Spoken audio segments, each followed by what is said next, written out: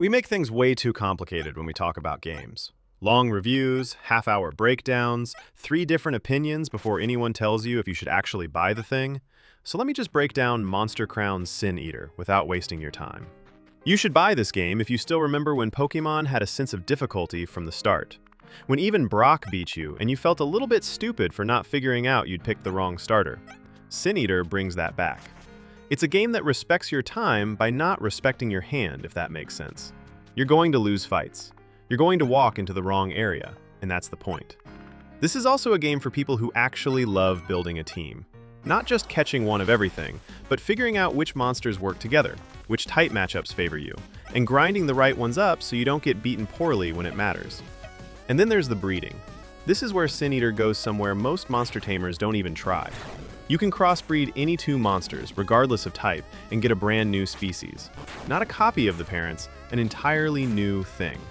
There's a genome editor where you pick which traits, which moves, which colors come from which parent. Things like stat distribution, sprite shape, even the pigments. So if you're the kind of player who's always wanted to build the perfect monster from scratch instead of just catching what the game gives you, this is genuinely the deepest version of that idea I've seen in this genre. The story leans dark, too. Theocratic empire, public executions, monster-human fusions hunting tamers. It's Pokemon-shaped, but the writing is much closer to Shin Megami Tensei in tone. Now let's talk about who shouldn't buy this. If you want a game that tells you where to go, what to do next, who to fight, this isn't it. After the opening province, the world opens up Zelda-style, and the game just lets you off the leash. You can wander into areas way above your level and get flattened by a wild monster. Some people love that. Some people will bounce off it hard. You have to know which one you are. Quick note, if the build crafting side intimidates you a bit, there are lower difficulty options if you want to give it a shot anyway. Just know the game is still designed around the team building. The difficulty slider doesn't change what the game is, it just lowers the ceiling on it. If the GBA-era pixel art isn't your thing, that's a wall you won't get past.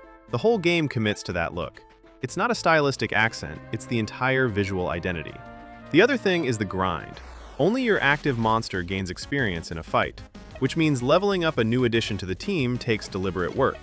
If you're someone who needs your whole party to scale together automatically, this design will frustrate you fast.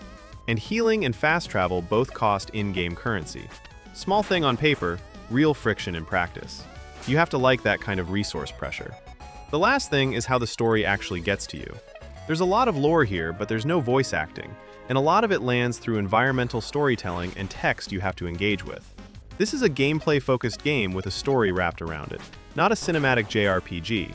If you need the narrative to be in your face the whole time, with cutscenes and performances pulling you through, you're going to find this one quiet. So to summarize, if you want a darker, harder, deeper than it looks monster tamer with the most ambitious breeding system in the genre, this is an easy buy. If you want quality of life polish, scaled encounters, and a game that points you forward, look elsewhere. If this helped you decide, the like button does more for the channel than you'd think. And if you want more no-filler breakdowns like this, Windrose and Frontier Paladin are both up next on the channel.